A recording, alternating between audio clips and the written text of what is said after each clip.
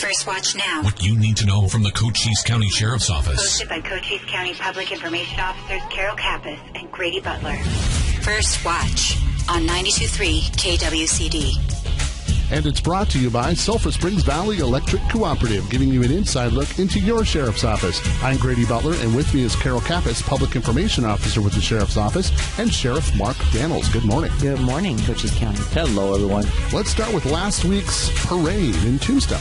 You know, there's something special about the Tombstone Parade, and I enjoy going to them. They're very short, but the people, of course, we get a lot of visitors, tourists that go to Tombstone and see the parades, but it's just, people are always excited in Tombstone for those parades. So thanks for the chamber over in Tombstone and the groups that put those together in the city of Tombstone. It was a great parade. Very small, very short, abbreviated at best. That's a good thing. If you go over there within parade starting, you're out of town within 15 minutes after that. Not saying that like we all want to leave Tombstone, but they're very quick parades, and it was a good one.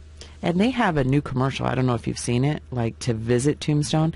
That's a really good commercial. Whoever did it, congratulations to Tombstone Chamber of Commerce. But it's got a lot of people in it, and looks like they're having a really good time. So if you haven't been there for a while, you should go check it out. It is. Tombstone's a neat town. It's kind of a hidden gem that we take for granted being in the county. I think Bisbee's another one. I do. I think Bisbee's a cool town. The old part of Old Bisbee, going down there, especially on a Friday, Saturday night to eat. It's just a neat place to go. It is. And so moving on to today, later on, Grady, you and Sergeant Gojkovic are going to be at a hiring fair for Arizona at Work. That's right. The detention officers are looking for some people to work along with them. So if you're interested, you can start at 18 years old. If you're going to get into law enforcement, you can't do that till 21. This is a great place to kickstart your career. It truly is. And I encourage a lot of my high school athletes that I coach when I coach over there to make good decisions, and then at 18 walk right into a government job that can help grow you, and we'd pay for education. Can help educate you too, because we have an education reimbursement program that I think is fabulous for an 18-year-old to come, get his feet into a government system, get into a retirement system, health, medical, all the benefits. We have great benefits, but last but not least is, and then we can pay you to go to school. We can help pay for you to get your education at 18. So I think it's one of the greatest things, kind of a hidden secret too, that we try to get out there. But again, I will also say it's a very tough job, very tough job. It is, and you know, Grady, with you being embedded with them and making sure that you're looking from the inside out, you've obviously seen some things and you're able to share. You know what? The professionalism of all of the detention officers is really what inspires me when I look at them. They deal with people that are not on their best day, but they treat them with such compassion, make sure that these people are protected, and that is what impresses me the most about them. I would agree on that. And one thing that I'll echo what you're saying, Grady, is it's a respect culture. And you probably think, what's that mean? It's a jail. Respect is mutually shared. And in our jail, it's well known that if you respect our rules, you respect the system we have in place, we don't want your stay to be like the Hilton. That's not what I'm saying. But we want you to obey our rules, follow the guidelines, and there's chances of little. You get in, you get out. That's what it's all about. But if you fight the system, you disrespect my staff, or you assault my staff, well, the consequences are severe too. And that job fair is going to be today, 10 to 2, at Arizona at Work, which is at the Cochise College on Wilcox, the old hospital. So come join us there, find out more about detention. And some of the things that are going on this weekend. So starting tomorrow, there's going to be a carnival in the Food City parking lot in Sierra Vista. So if you go over there, take a look. Just be safe when you're doing that. That's just an FYI. But here's the thing. Men Who Cook, Saturday night. Are you ready? Yes, Ray McNeely and I are going to be doing the Men Who Cook. We just did one in the fall, so they're catching up because of COVID. They're getting their schedule back on normal, the annual event. Well, let me just say, yeah, we're ready, and it's been a quick turnaround. Usually I get a year to put this back together, but yeah, we're ready, and we're going to do something that's sweet. I'll put it out there. It's going to be a dessert, so we're pretty excited about that. And I hear we got some competition out there this year, both in the booth category for best appearance and the food. So, like I said, last year we won both categories, but I think it's going to be a little tough this time. So we'll be ready. We'll put it out there, and hope everybody enjoys our costumes. We always have costumes, so we'll be dressed up again this year. And if you're not going to Men Who Cook, then we will post those by Sunday on our Facebook page, because these are going to be silly, I think. Yeah, it always is. But right. It's our opportunity for Ray and I, and then, of course, one of my former commanders, Mark Gentz, who now is a competitive chef. He's actually cooking now, him and his son, so I wish him well. And but he's one of my competition this year too, and I know he's going to bring a heck of an appearance booth. But either way, it's going to be fun, and we're going to have some pretty cool costumes. And another way that we give back to the community is Cars for Kids, and that's coming up pretty soon. That's coming up a week from tomorrow. It's Cars for Kids. We're at Cal Ranch. We're taking 300 cars. You can show up the day of the event and register. We prefer you register online. You can go to the Service to Boys and Girls Club or the Fraternal Order of Police Lodge 28 and sign up your cars, $25. But, again, this is a really cool event for the kids. It's Cars for Kids, sponsored by the Fraternal Order of Police for the Service to Boys and Girls Club. And this is really what kicks off our spring, our summer, is this car show. And so we're excited. Last year was a huge event. This is our 10th anniversary this year, and again, we're excited about that. So that's on April 2nd. You can start pulling in there between 7 and 8 in the morning, and we register all the way up to about 9:30, 10 o'clock. And that goes all day, right? Yes, it goes to about 3 o'clock. We start awards around 2:30. We have a $1,000 gift card we're giving out. We have 20 auction items, very nice auction items. Giveaways, you name it, we have it going on that day. So come on out. It's a great social event. It's at Cal Ranch, Hobby Lobby. Want to thank those two for letting us use their venue. And come out and just say hi. And we'll have a public safety display with fire trucks, armored vehicles from our tactical teams.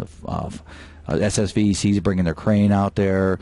Dom is bringing out his crane. So just a whole bunch of things going on. We have music, and Jeff Davenport will be out there that day doing the DJ. So just a little bit of everything going on. And another way that we interact with the youth in our communities is through this latest one this past week was a ride-along with a 7th grader from Joyce Clark Middle School. So Miss Emily was a guest. Little Emily, yes.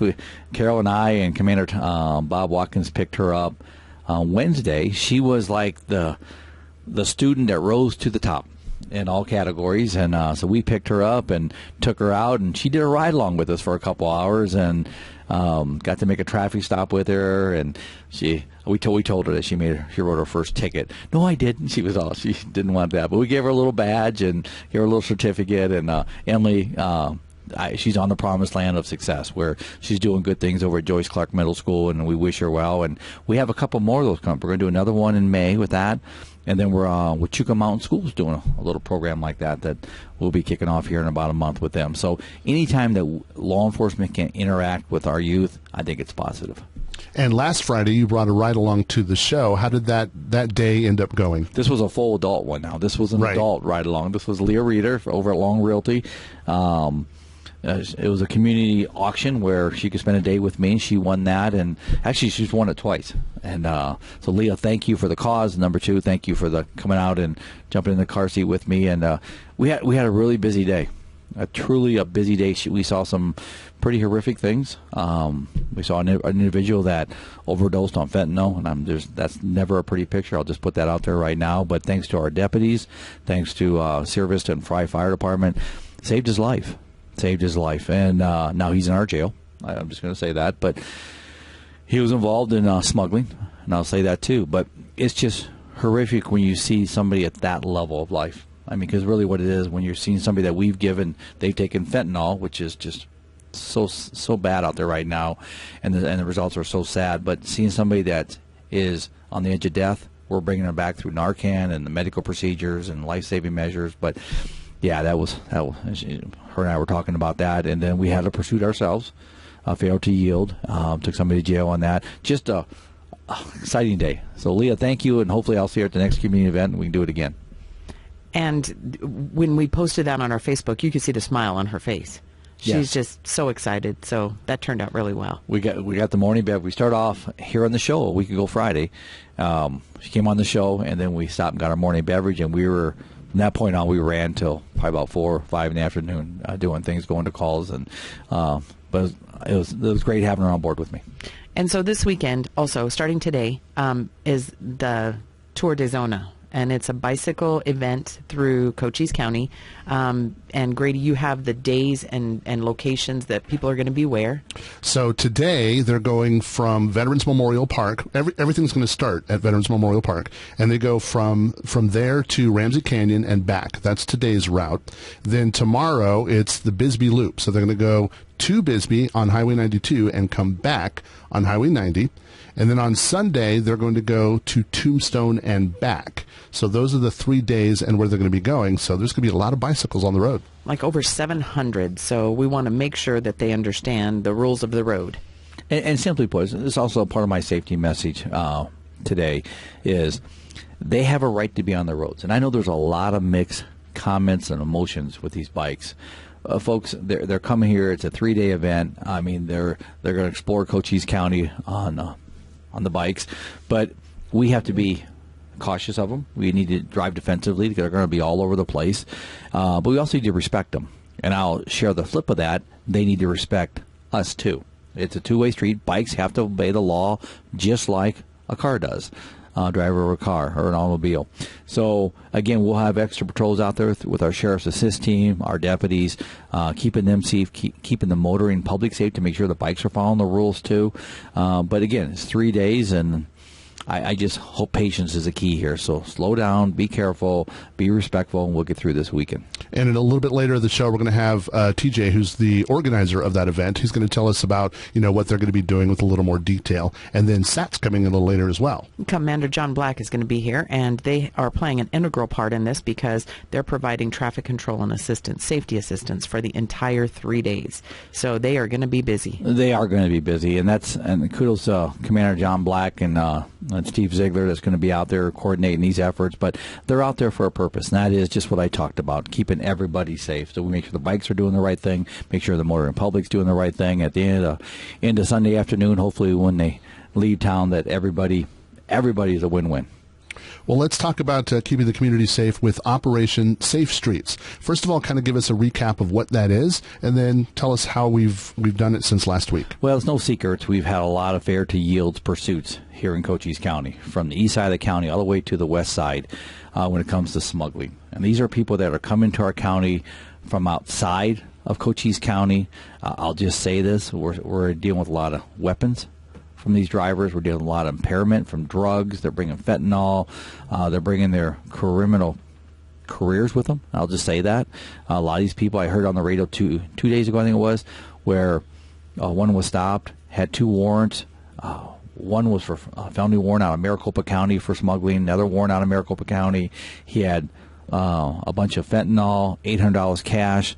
A couple days before that, we had another one out of Tucson. Again, fentanyl, $1,800 cash. Folks, the people we're getting into Cochise County that are coming here for this, the smuggling, the criminal activity, are not tourists we want to see in Cochise County. I'll just say that. That's why we've had the campaign. It's an awareness campaign. It's a prevention campaign. It's to help identify these drivers, these smugglers, and it's consequence-driven. So these task forces that are out there are multi-agency from the Sierra Vista Police Department, Douglas Police Department, Border Patrol, Sheriff's Office, DPS, DEA, I mean, you name it, HSI. We're working together to keep, number one, our citizens safe. Number one priority there. Vicarious liability comes with the knowledge. We have knowledge of what's going on. We know the risk, the vulnerabilities to our citizens is high. Doing nothing is not the answer. We have to do something, and that's what this is all about. Has it been productive? Yes, it really has. And I'll just say this. We're taking a lot of these people down. It's an impact on the cartel because we're taking their drivers away, and that's what this is all about, consequence driven. But I'll just say this, the first time in my almost 38 years that I've seen that there's so many smugglers right now, so many undocumented illegals coming into our county that it's almost a little bit overwhelming. But kudos to the men and women from all layers of law enforcement that are putting up the fight and doing the right thing here to keep our community safe, and it's working. 2 nights ago we had 2 crashes just on that, but every day. This morning coming over here, I heard another one. They got them out there in the county areas, and they're hitting our residential areas, which really is bothersome to me. So again, we're going to keep this up until we see the behavior change. Again, thanks to our motoring public. I was heading to couple nights ago, Code 3, involved in a pursuit, and everybody was so responsive and so respectful. So the message is getting out. Radio does work. It's getting out that you see emergency lights, pull over and stop immediately, and it was nice to see that. Whenever we post about this on our Facebook page at the Sheriff's Office, we inevitably get the question of why aren't we charging them with smuggling? So could you clarify that for our listeners? Number one, local and state law enforcement has reasonable detention. What that means, that's on our SB 1070, which has been heard all the way to the High Court. Folks, I've looked at every legal aspect and I've talked to everybody within my span of control that deals with legal law, from the Attorney General all the way down, and to include our attorney, Brian McIntyre. We are not immigration enforcement officers. But if we come across the suspicion of somebody that's illegal, we can detain. We have that authority. But up to Border Patrol or an immigration officer says, hey, we're not coming. Now, we're fortunate in this county. I don't think we've ever been denied that. That I can think off the top of my head. And if it is, it's very, very rare, even with the shortage of CBP agents and officers out there right now.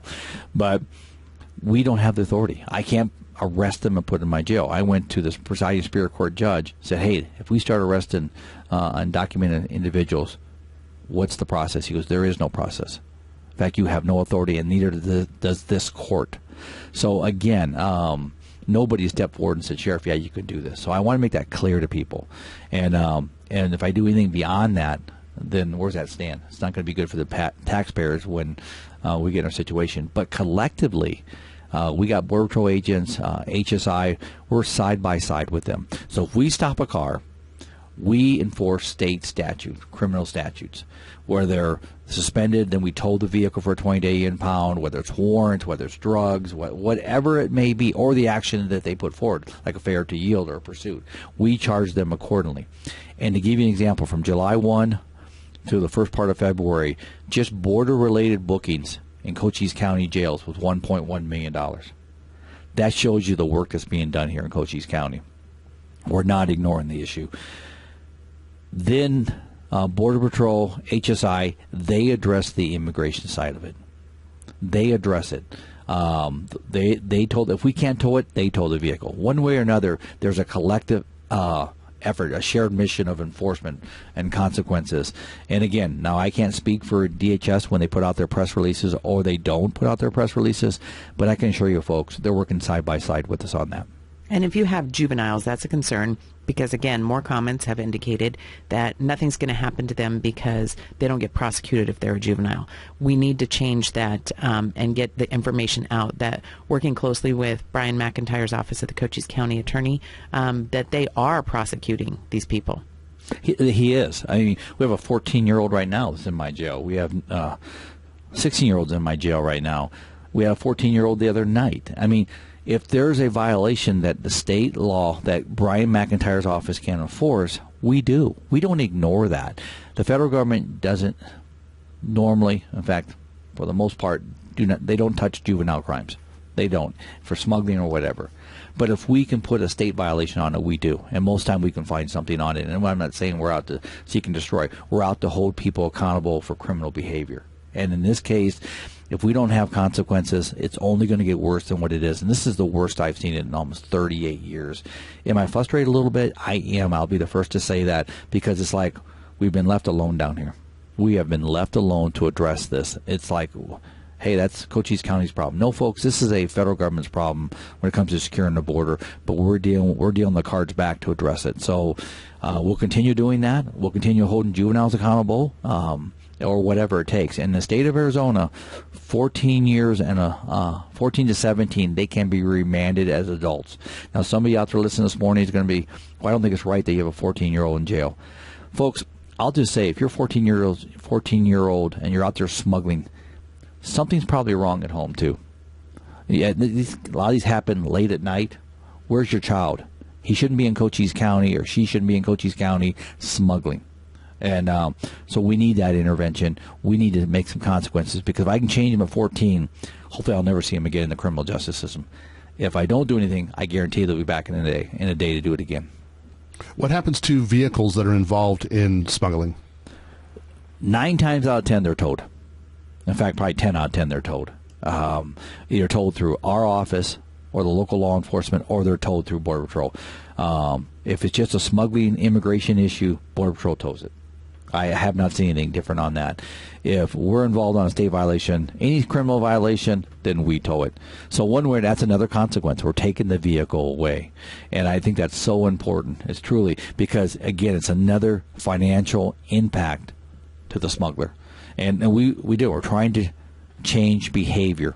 Listen, if you want to go somewhere else and do it, and you have a sheriff or a community that says it's okay, then go to that county. But you're not going to do it here.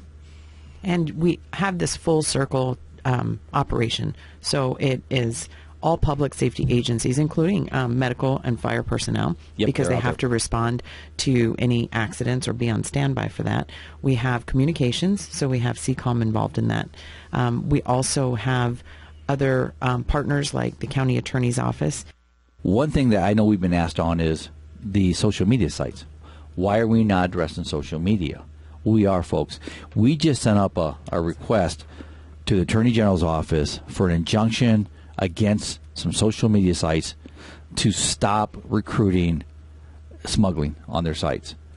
Now, this will be a first. That's a tough one, and we don't. You got First Amendment right there. But folks, this is criminal behavior. We've recognized that. We've acknowledged that. We've confirmed that. So now we're asking our Attorney General's office to work hand in hand with the proposal we just sent up to them to send an injunction against promoting smuggling. This has infected our young people throughout the state and beyond.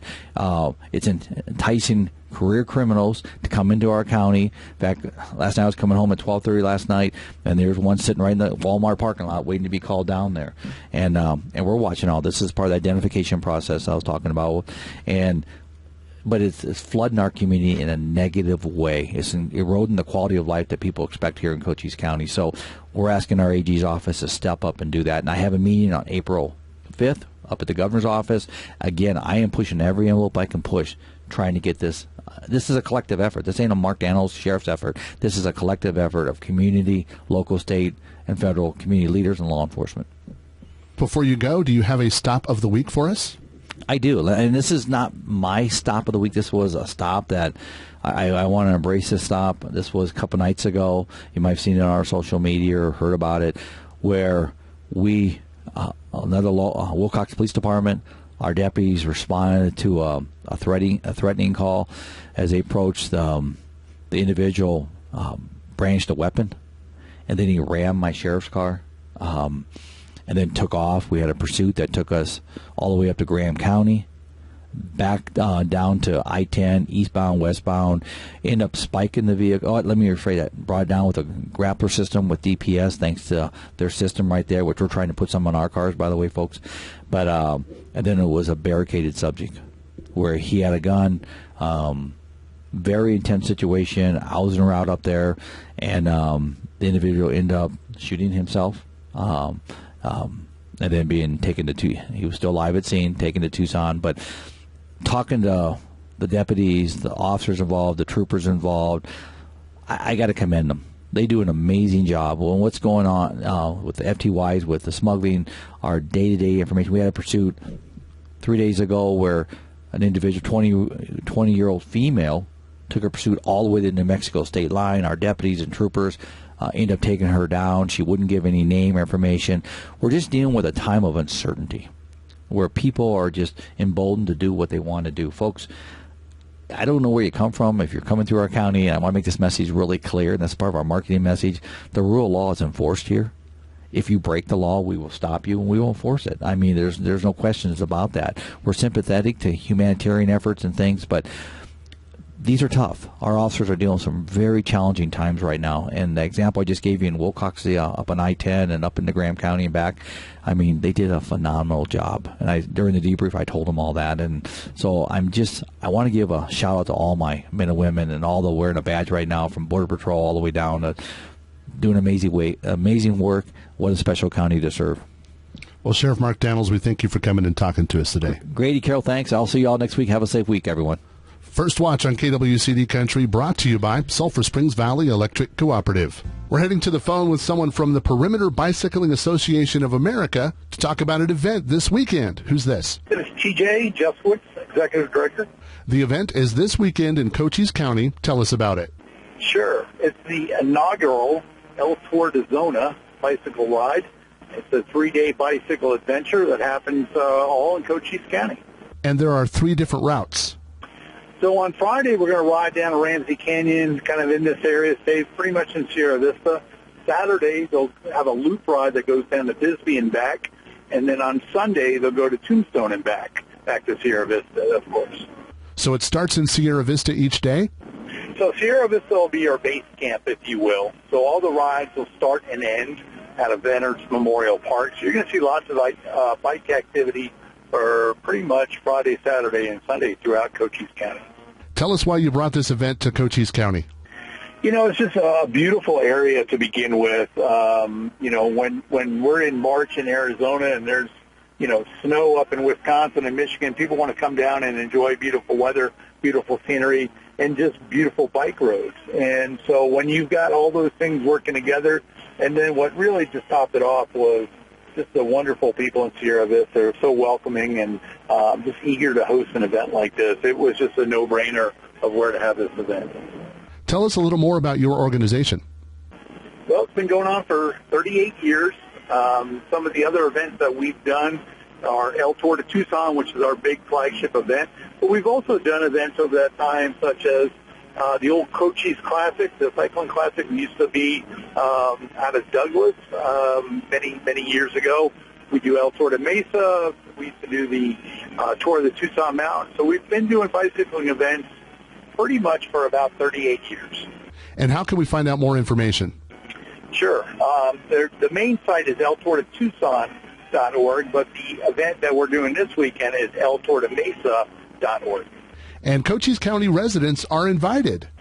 Yeah, sure. We want them to come on down. It's just not for bikers.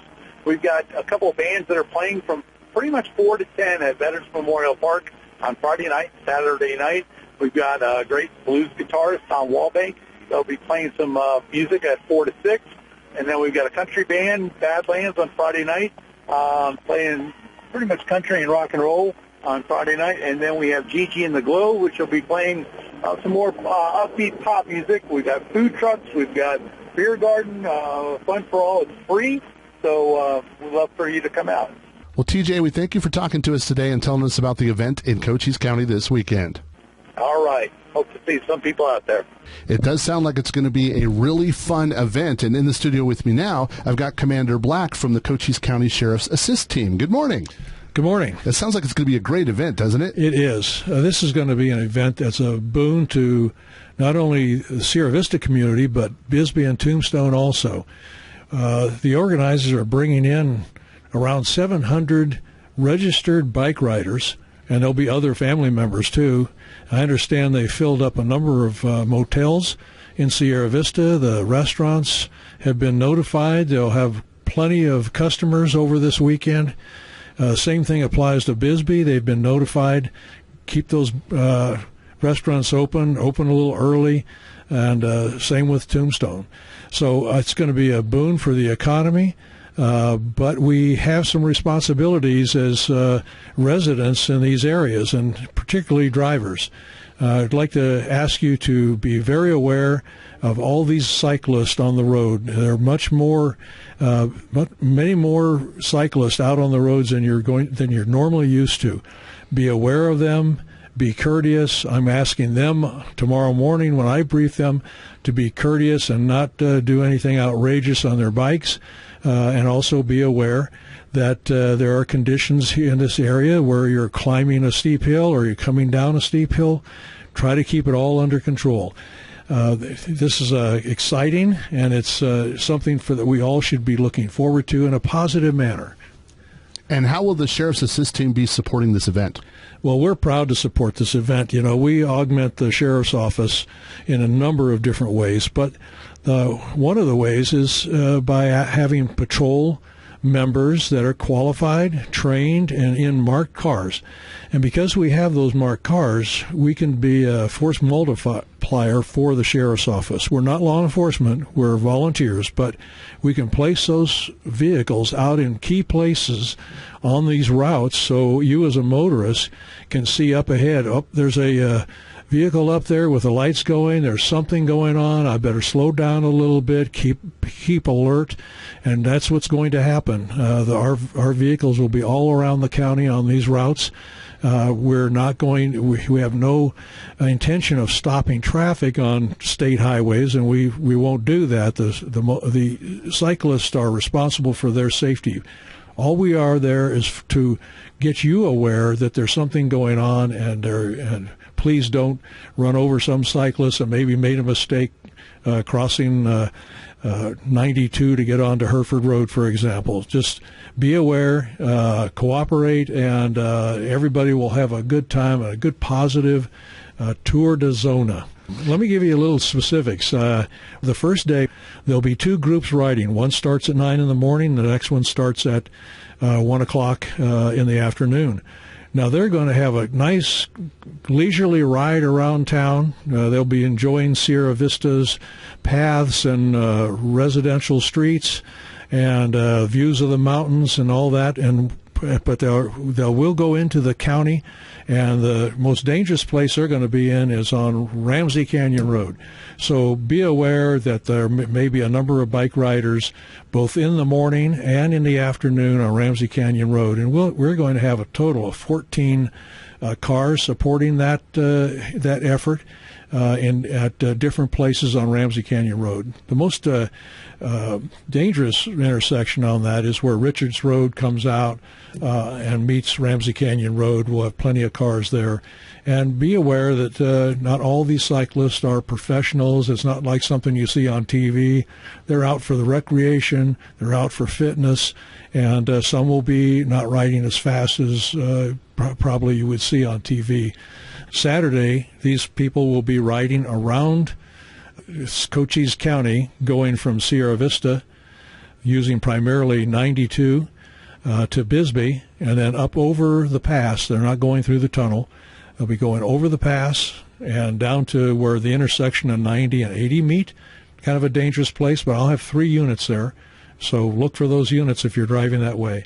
And then they're coming down all the way on 90, and they'll be back at Veterans Park in the afternoon. That's about a 60-mile bike ride, and it's not easy.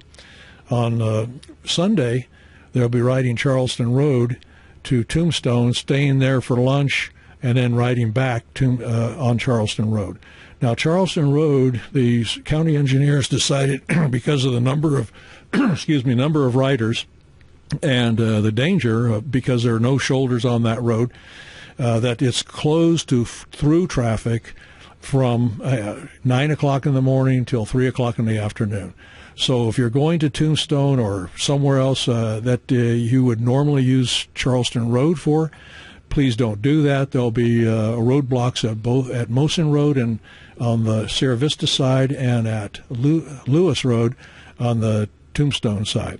Now, if you live on Charleston Road, we'll accommodate you. We'll help you out. We have some vehicles that can escort you to and from where you live. If you live off one of those roads, Escobal are one of those, and we'll also be keeping one lane open while the bike riders are on the right side of the lane they're heading. So anyway, these I'll have 14 people out on Friday, 18 on Saturday, and 16 on Sunday. So it's a full commitment for us, and we're glad to do it. We're very positive about this event. We think it's the kind of thing that Sierra Vista should, and the local area, the county should glom onto and use this as a great place for recreational tourism, and we need to continue to do this in a positive way. And then in a couple of weeks, you've got Cars for Kids that you'll be supporting. Oh, we do. Cars for Kids is one of the things we love to support. It's a great fundraiser, the Boys and Girls Club in Sierra Vista. It's over at the mall where Walmart used to be. That's how I know it. But we'll be helping there, parking cars, providing some security. We'll have the Sheriff's Command Post there. So if you want to tour that, take a look inside that, just come up to it and tell one of the guys, I'd like to look inside that thing. So we're really looking forward to that. We love supporting the Boys and Girls Club. It's such a great organization for the youth of the community. And you've just heard a couple of things that SAT does, but Commander Black, give us a few, like maybe a bigger picture of the things that the Sheriff Assist Teams does for our community. Well, I'd be glad to. We have two major groups in the Sheriff's Assist Team. One is a patrol and call out, and you'll see a lot of those guys on the roads. They're equipped with fully marked and equipped vehicles that look just like sheriff deputy vehicles, although they say Sheriff's Assist Team in the window in the back. We don't want anyone to misunderstand and think we're law enforcement. We're not. We're in direct support of law enforcement. And we have about 20 people in that, they're well trained, and they respond to call outs for wrecks, wildland fires, anything that the deputies need some support for. We're available. The other group is I call direct support to the sheriff's office. This is administrative things that take the load off of some of the admin people. We do shredding down at the headquarters. We do fingerprinting and support detention when for non-law enforcement duties. So anyway, we have two groups. One is more supporting the admin part of the sheriff's office. The other is supporting the deputies that are out on the road. If you're interested in joining, I mean, we have well qualified and super people that are well trained and longtime residents of the area. Some are former law enforcement, some are former military, some are still working. We only ask 16 volunteer hours a month, which once you get into it, you see, that's easy to do. But it's a positive organization with a very positive attitude and outlook towards supporting law enforcement in our county. Let me give you a phone number if anybody is interested in learning more about the Sheriff's Assist Team. That's my phone number. It's 520-255-2819. Give me a call and we can talk further. Well, Commander Black, we thank you for coming and talking to us today, and we thank you for everything that the Sheriff's Assist Team does. Well, you're welcome. First Thanks. Watch on KWCD Country, brought to you by Sulphur Springs Valley Electric Cooperative. It's First Watch now. Hosted by Public Information Officer Carol Kappas and Grady Butler. On 92.3 KWCD. Brought to you by Sulphur Springs Valley Electric Cooperative, giving you an inside look into your sheriff's office. I'm Grady Butler, and in the studio with me now, Officer Borgstadt with the Sierra Vista Police Department. Good morning. Good morning, Grady. How are you? I am well. Now, a couple of weeks ago, you guys had an inaugural event, and you guys are doing it again. Tell us what happened. Oh, yeah. We had, earlier this month, we had the very first Sierra Vista Community Connect event. It's an organization or designed to bring a bunch of service providers to one location so people needing assistance with housing, food, clothing, mental health treatment services, employment, anything like that, bring it all to one location so people don't have to be going all over Sierra Vista or all over Cochise County, to try and get those services. Honestly, Grady, it was an amazing event. We had over 20 service providers show up for the first event. We had somewhere between 80 and 90 people come in seeking services, and it was truly amazing that the people that came in and got the services. The next event is going to be on April 5th. It's on a Tuesday. It's going to be from 11 a.m. to 3 p.m. at the Ethel Berger Center, located at 2950 East Tacoma Street here in Sierra Vista. They're going to have a free meal again for folks that come in and participate. We're giving out Better Bucks again. This time, Better Bucks will be for the first 50 people that come in and request them. They have free necessities. It was really cool. It's a little packet with, soap, toothpaste, shampoo, washcloth, that type of thing for folks. Plus, probably somewhere around 25 agencies coming in. This time, we're going to have Arizona at Work, the Cochise Family Advocacy Center, Hope Inc., L'Enfantera of Cebus. We're also having Catholic Community Services, the Forgas House, Good Neighbor Alliance, Chiricahua Community Health Centers, Child Care Resources and Referral. I mean, just a whole myriad of organizations coming to one location so folks can come in and get help that they need. And before we go on the air, you were telling me a success story from the last event. Tell me about that. Yeah, pretty amazing. We had this woman come in. She's a single mother. She was working 2 jobs, and she recently had to move into a hotel. She specifically came to this event to try and find out how she can get housing, and she worked with the Good Neighbor Alliance on that, and I just found out yesterday that she qualified for emergency services for housing, and she got into that program and is now living in her own apartment. And that's specifically what this event was designed to do, to help people in need get to the next level and help move on with their lives. So who do you want to come to this event? With that in mind, who do you need to be there? Honestly, anybody that needs assistance with anything. If we don't have an organization there, we'll definitely find what you need and get them in touch with you. We'll have veterans assistance there as well. Mental health, domestic violence assistance. If you need food, clothing, housing. If you know someone that is in need, tell them about this event. Come to the Ethelberger Center on April 5th from 11 to 3, and we'll get you the help that you need. All right, so this is going to be coming up in the next couple of weeks, and you're going to come back next week to remind us again, right? Yeah, absolutely. Okay, so, and what I think is kind of neat about this, too, is there's organizations that weren't at the first one that found out about it that want to go, so it's growing with organizations and with people you can help. That is absolutely correct. I was speaking with Jay Matchett, who's kind of running the program, and he said that one of the organizations, I'm not sure which one, but one of the health organizations is actually going to also set up a vaccination area. So there'll be vaccinations available too. And Better Bucks. So remind us about the Better Bucks program. Well, the Better Bucks program started last October rather, and it's designed where we create these booklets that provide information for service providers for food, health, housing, that type of thing.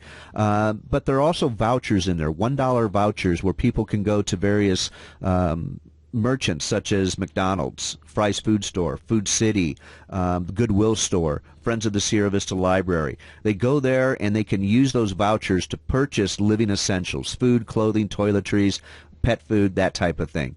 They can't buy alcohol and they can't buy tobacco products, but the living essentials they can purchase, and it's been tremendously successful. We've been talking with our merchants, and one in particular, Goodwill Industries. They have seen about a 90% reduction in shopliftings since Better Bucks came out and people started using them. It's truly amazing. One of my board members made a great comment about this. It's giving people their dignity back. They need these products, but now they have a way of paying for it, and they want to be honest and do it. So it's giving people their dignity back, and it's a way for them to reach out and get services that they need. And this is also something you can get and hand out to people that might be standing at a corner. That way you know where your dollars are going. That's exactly right. You can purchase them at the library, City Hall, and the police department. And then, yes, if you see someone that's in need, you can go ahead and give them these booklets, and you know that your money, your gift is going to be used for living essentials, good things. No alcohol, no tobacco, but food, clothing, toiletries, that type of thing. All right, well, Better Bucks will also be at your next event, so remind everybody of the dates and times for when that's happening. Sure. It's the Sierra Vista Community Connect event. It's going to be on April 5th, which is a Tuesday, from 11 a.m. to 3 p.m. at the Ethelberger Center, located at 2950 East Tacoma Street. Well, Officer Borgstadt, we thank you for coming and talking to us today and telling us about the event. Thanks, Grady. Have a good day. It's First Watch on KWCD Country, and it's brought to you by Sulphur Springs Valley Electric Cooperative. You've been listening to First Watch with the Cochise County Sheriff's Office. Hosted by Cochise County Public Information Officers Carol Kappas and Grady Butler. Join us again next Friday morning, 7 to 8 a.m. First Watch. What you need to know from the Cochise County Sheriff's Office. Only on 92.3 KWCD.